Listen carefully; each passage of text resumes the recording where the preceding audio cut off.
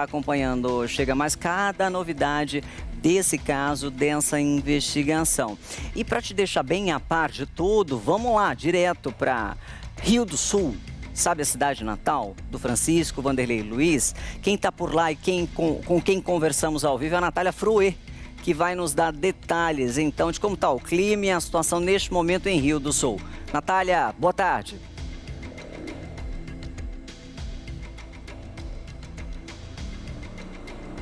Oi, Michele, boa tarde para todo mundo. Eu não sei se vocês me ouvem, o meu retorno está falhando. Mas o fato é que a gente fala aqui de Rio do Sul, é uma cidade que fica a cerca de 200 quilômetros de Florianópolis, que é a capital aqui de Santa Catarina. A gente pode observar, a gente está falando bem em frente ao terreno onde ficava a banca de Chaves, porque depois que o França, antes do França ir para Brasília e ser o autor desse atentado, ele tinha essa banca junto com o enteado dele. Naquela outra casa, a informação que a gente tem é que ele morou ali até poucos dias antes de ir para Brasília e acabar ficando 4 meses lá, até o dia em que ele colocou as bombas lá perto do STF e da Câmara de Vereadores.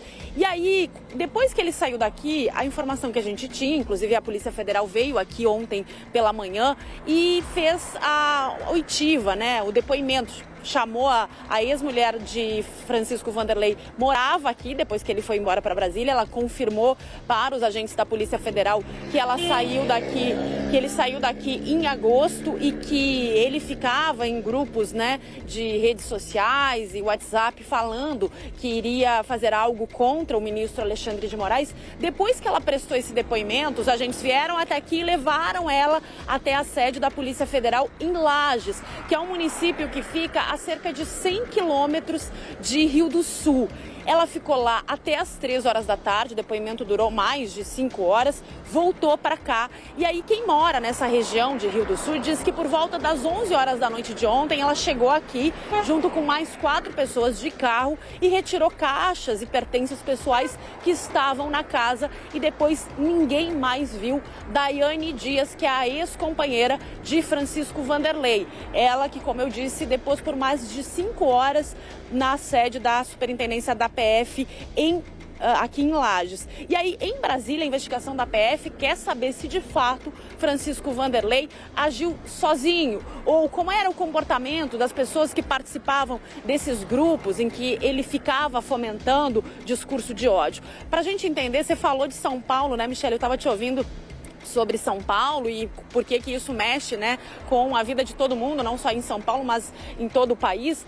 A cidade de Rio do Sul é uma cidade muito pacata. A gente está aqui numa avenida que é uma das principais avenidas da cidade. Quase hoje é feriado, então a população está muito, não está nas ruas da cidade, é muito tranquila. E aí, em cada lugar que a gente vai, só se fala desse atentado lá em Brasília, porque aqui na cidade, a família do Francisco Vanderlei e os amigos dele, eles eram muito conhecidos aqui nos anos de 1990, tiveram casa de shows, discoteca, boate. Ele chegou a ser dono de uma casa noturna aqui e só depois, então, colocou essa banca de chaves no centro da cidade. Então tá todo mundo sem entender o que aconteceu, porque ele era tido como uma pessoa muito calma, muito tranquila, Michele. Aí as informações da Natália Fruê ao vivo, dando esse clima, a temperatura lá em Rio do Sul relacionada a isso tudo que aconteceu, a esse atentado e a posterior morte, suicídio do próprio Francisco Vanderlei Luiz, cidade onde ele morava. Obrigada, Natália, pelas suas informações. Bom trabalho aí para você. Lembrando então que o Francisco Vanderlei Luiz comprou, informação nova, R$ 1.500 ele gastou numa loja de fogos de artifício, comprando esse material ali nos dias 5 e 6. E no próprio dia, no dia do atentado, na quarta-feira, ele esteve bem cedo, pouco depois das 8 da manhã, na Câmara dos Deputados. Ele entrou no Congresso Nacional, disse que é o toalete, disse que é o banheiro, e saiu depois. As imagens da entrada foram divulgadas e aí você revê o momento em que ele lança os artefatos explosivos aí. Ele lançou primeiro contra a estátua, os seguranças foram se aproximando, depois ele lança mais uma bomba na direção.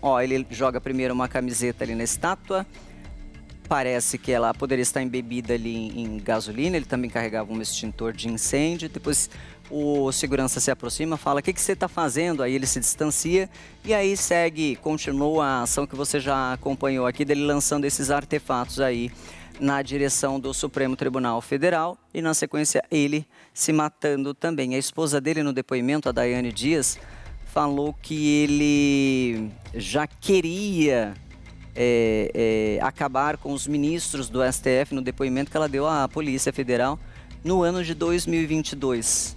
Né? Então, uma coisa que ele estava planejando, pensando aí, fazia um tempo, infelizmente.